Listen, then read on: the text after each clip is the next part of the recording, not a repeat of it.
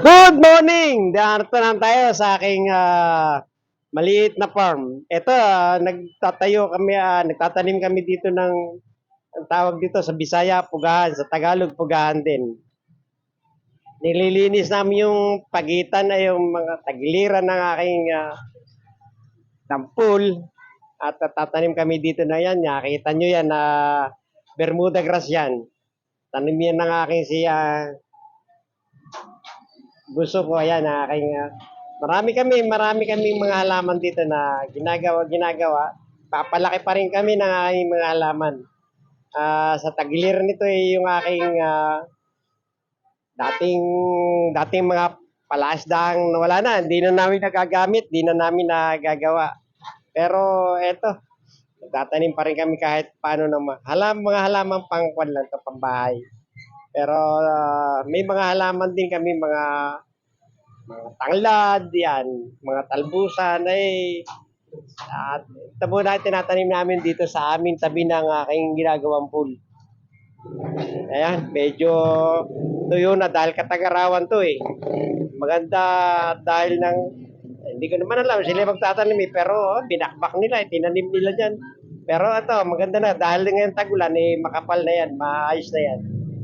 At ang dating niyan ay lagi naman dinidilig at laging binabasa kasi may tubig naman kami dito. Ayan, medyo buhay na. Tagaraw yan ng itinanim kaya medyo ang dating okay lang. Maganda naman at dahil nakakapagtanim sila habang ako narito sa Siapi, nakikita ko rin ng kanilang ginagawa. Ito na, yung mga halaman na yan, mga gumamela, Bermuda grass, yan, yung mga taas na yan, yung nililinis na yan. Ay ngayon, ayos na yan, mga linis na. Sa kagandahan naman nalinis na yan at may mga halaman at may tinayo na rin kami kanting maliit lang na talagang asin maliit. Bubong yun, may bubong. Habang ito, ginagala ko yung aking camera. Pinagmamasdan ko lang kung anong magandang development dito, kung paano lilinisin to, kung paano ilalagay yung pool, kung paano, marami akong iniisip dito. Kaya ang dating yan, bahala na po.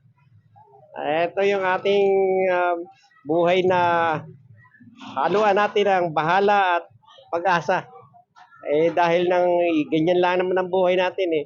Pag tayo ay merong pangarap ay talagang gawin natin. Ito, unti-unti naman at naayos naman yung aking pool.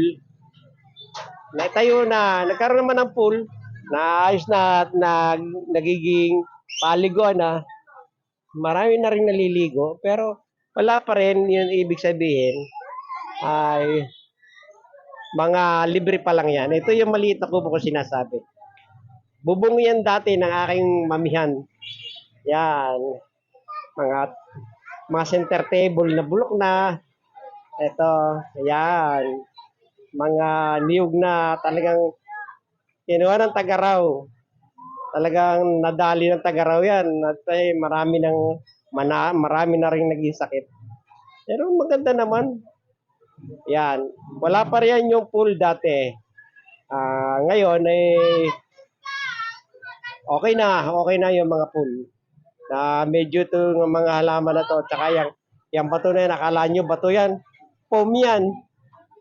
Foam na malaki. Binuhat ko yan. Sabi sa akin, ang lakas mo naman pero yan, foam yan, foam. Pang-props yan, pang-props. May mga upuan namin, mga sira-sira na, center table na medyo, mga galing sa loob ng bahay na hindi na ginagamit, galing doon sa kantina na hindi na ginagamit. At yan naman yung host na yan mga pinaglumaan ko na rin host yan. Ngayon ginagamit ko rin dito sa pagpapatubig para ang dating pagkaroon ng tubig itong aking halaman. Ito yung sinasabi ko mga tanglad. Kaya mga tanglad naman ngayon, yun naman ang aming mga pambenta. Kasi yung una naming mga tanglad, malalaki na yan, malago na. Pero kailangan rin magkaroon ka rin ng tanim na pangalawa. Tuwing tag-ulan may pangalawa, magsasama-sama yon. At bali, magkakaroon ka uli ng mga bagong punla, bagong kukunan ng mga pananim. At eto, habang ay pinagmamasdan ah, ako ay muling nagpapasalamat sa inyong panonood sa aking channel, Cheven TV. Goodbye! Boom!